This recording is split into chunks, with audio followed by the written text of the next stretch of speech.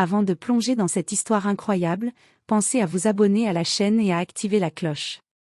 Ici, chaque récit a quelque chose à dire, et vous ne voudrez pas en manquer un seul.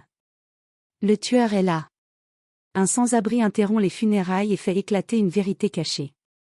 Le vent soufflait fort ce matin-là sur les collines de Maplewood, non loin de Boston, balayant les feuilles mortes et faisant frémir les branches dénudées des vieux chênes qui entouraient le cimetière. Le ciel était d'un gris lourd, étouffant, strié de nuages sombres. L'air portait une humidité froide, et chaque bourrasque semblait gémir comme si la nature elle-même pleurait une perte injuste. La pluie menaçait, suspendue au-dessus des têtes, silencieuse mais imminente. Tout semblait figé dans un état de deuil naturel. Même les oiseaux s'étaient tus. Au fond du domaine, dans la section privée du cimetière, protégée par une haie parfaitement taillée et des pierres anciennes couvertes de mousse, se rassemblaient les invités triés sur le volet pour rendre un dernier hommage à Abigail Bennett. Elle n'avait que 29 ans. Une étoile du barreau, brillante, inflexible face à l'injustice. Avocate des sans-voix, des oubliés, des maltraités. Sa réputation dépassait les frontières de l'État.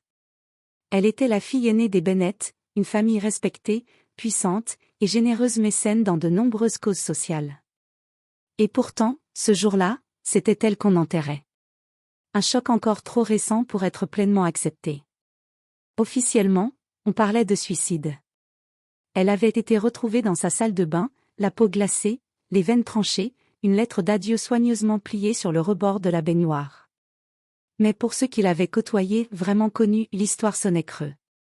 Abigail n'était pas du genre à fuir. Encore moins à abandonner sans se battre. Le cercueil, immaculé, blanc comme l'innocence qu'on cherchait à lui rendre, reposait sur un socle de marbre. Il était orné de roses blanches et d'œillets crème, une composition choisie par sa sœur Chloé, symbole de pureté et de tristesse digne. Autour, une foule silencieuse. Des figures du barreau, des représentants politiques, des donateurs, des amis, des anonymes. Tous vêtus de noir. Tous figés dans un recueillement douloureux. Au premier rang, Thomas Bennett, son père, grand homme au port noble, pourtant affaissé par le chagrin. Cet homme, qui avait construit un empire financier tout en finançant des orphelinats et des hôpitaux, était incapable de contenir la dévastation dans ses yeux.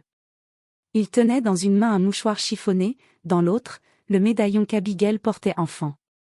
À sa gauche, sa fille cadette Chloé, les traits tirés, les joues creusées par les nuits sans sommeil, tenait fermement la main de Hélène, leur mère. Cette dernière, en état de choc depuis l'annonce de la mort, ne parlait plus. Elle semblait à peine présente, comme si une partie d'elle était déjà partie avec sa fille. Le prêtre, un homme aux cheveux blancs et à la voix douce, s'approcha du micro. « Mes frères et sœurs, nous sommes ici pour célébrer la mémoire d'une âme lumineuse. » Mais alors que les premières phrases solennelles résonnaient, un cri aigu fendit l'air, tranchant la brume de chagrin comme un éclair. « Attendez. S'il vous plaît, n'enterrez pas encore mademoiselle Abigail. » Un frisson parcourut l'assemblée. Les têtes se tournèrent brusquement vers la grille d'entrée. Là, debout, seul, se tenait un garçon, frêle, tremblant sous le vent. Il n'avait ni manteau ni chaussures. Ses vêtements déchirés pendaient à ses bras comme des chiffons. Sa peau était sale, ses joues creusées par la faim, ses cheveux emmêlés.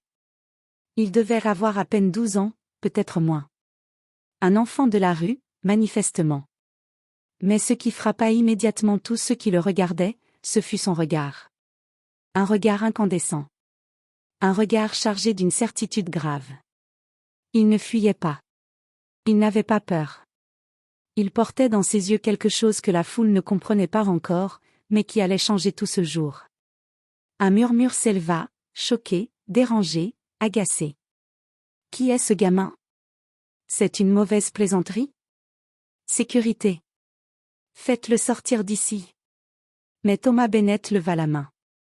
Un geste simple, mais chargé de toute l'autorité d'un homme respecté et profondément bouleversé. Son bras tremblait légèrement.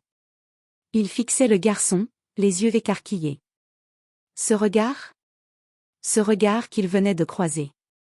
Il y avait quelque chose de différent. Ce n'était pas la panique désordonnée d'un enfant perdu. C'était un cri silencieux, ancré dans la vérité. Autour de lui, les murmures cessèrent. Même les agents de sécurité s'immobilisèrent. Le silence, déjà pesant, devint presque irréel. La pluie, qui menaçait depuis l'aube, semblait suspendue dans l'air. Le vent tomba soudainement, comme si le monde retenait son souffle. Le garçon, pieds nus sur le gravier froid, s'avança lentement entre les rangées d'êtres endeuillés. Chaque pas résonnait comme un battement de tambour dans l'atmosphère figée. Son cœur cognait contre sa poitrine, si fort qu'il croyait qu'on l'entendait. Il s'appelait Jaden Carter. Il n'avait pas de maison. Pas de famille stable. Il dormait dans des abribus, derrière des conteneurs ou sous les porches des vieilles rues de Southend. Il avait fui un foyer violent, une mère dépendante, un beau-père cruel. Il avait appris à se faire petit, à survivre, à se méfier de tous. Mais une femme, une seule, l'avait vu autrement. Abigail Bennett. Elle l'avait trouvé dans un centre d'accueil communautaire, un soir de décembre, gelé, muet, affamé. Et elle était revenue. Encore et encore. Avec des sandwichs, des livres d'histoire, parfois même des blagues. Elle lui parlait comme s'il avait un avenir. Comme s'il existait. Et un jour, elle lui avait dit quelque chose qu'il n'avait jamais oublié.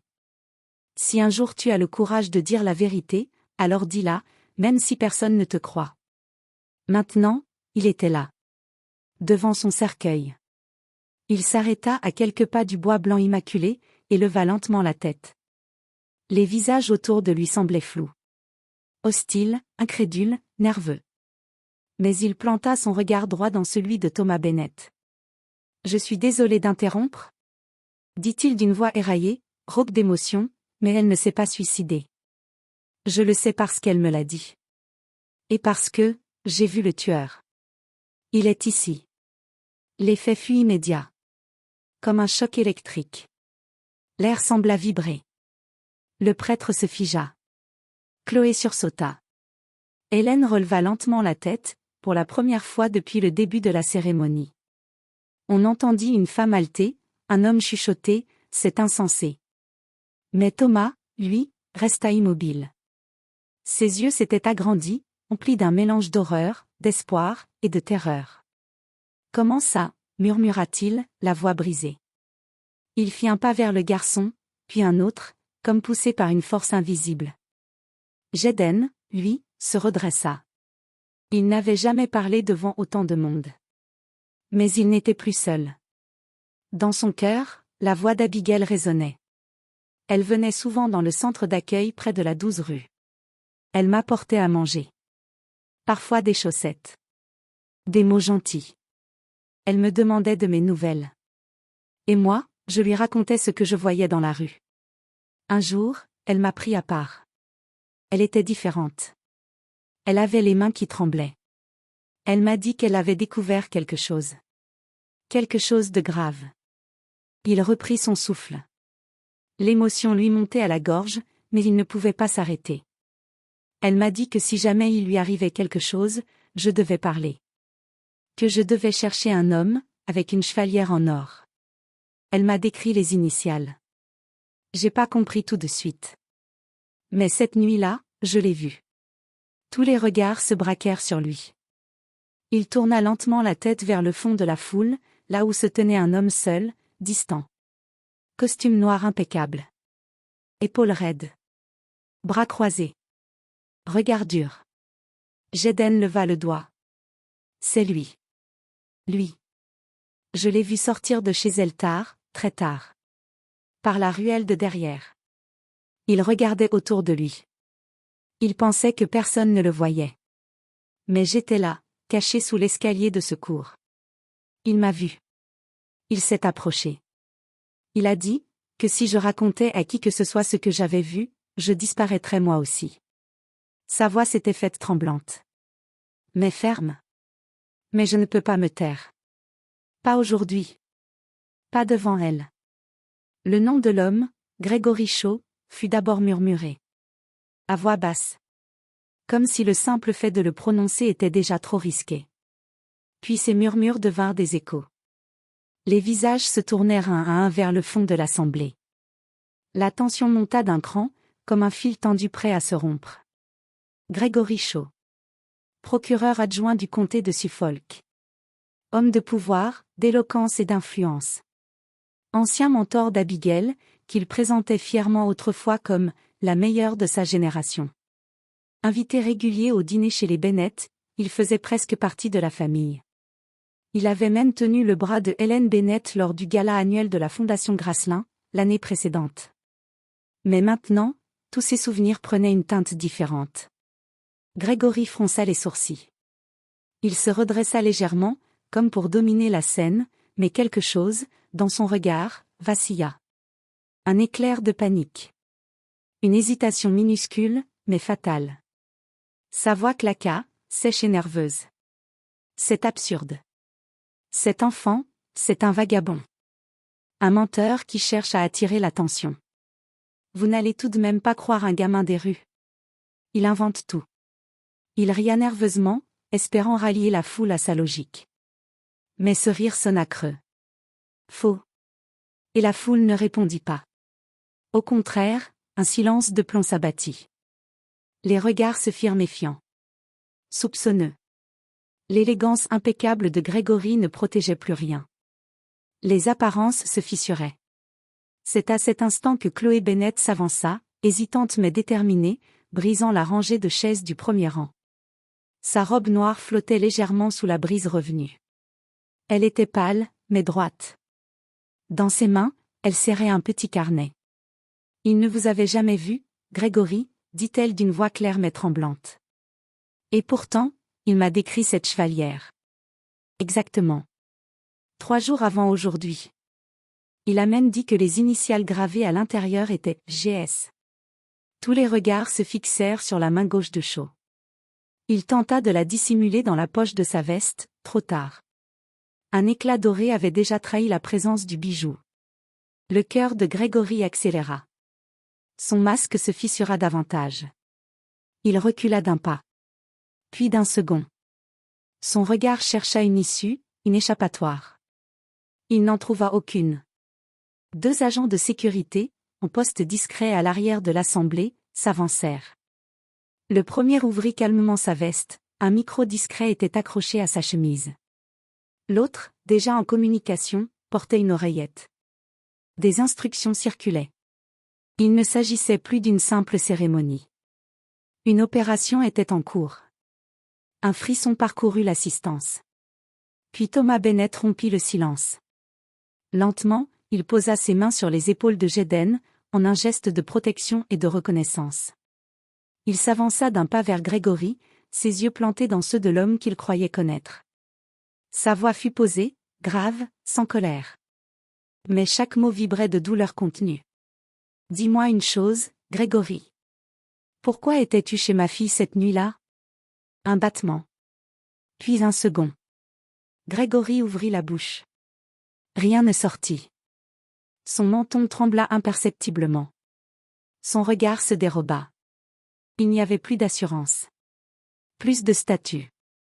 Il était nu, exposé, devant des dizaines de témoins, et le père de la femme qui l'avait trahi. Il recula encore, chuchota quelque chose d'inintelligible, puis se tut. Il savait que c'était fini. Il avait perdu. Perdu sa crédibilité, son pouvoir, son masque. Le poids de la vérité venait de tomber sur ses épaules comme une chape de plomb. Et tandis que les agents s'approchaient pour lui demander calmement de les suivre, une chose étrange se produisit dans la foule, personne ne bougea. Personne ne protesta. Parce qu'au fond, il savait tout ce que Thomas venait de comprendre. Abigail n'avait jamais été seule. Et même au-delà de la mort, la vérité avait trouvé sa voie. 3 semaines plus tard, la ville de Boston était encore sous le choc. Les médias nationaux avaient relayé l'arrestation spectaculaire de Gregory Shaw, procureur adjoint du comté, homme autrefois intouchable, désormais au cœur d'un scandale retentissant. Les images de son transfert en garde à vue, escorté par la police, faisaient la une des journaux et des chaînes d'information. L'enquête, menée par une unité spéciale indépendante, avait mis au jour un réseau de corruption tentaculaire, mêlant fraude, détournement de fonds et intimidation orchestrée par plusieurs membres influents du parquet.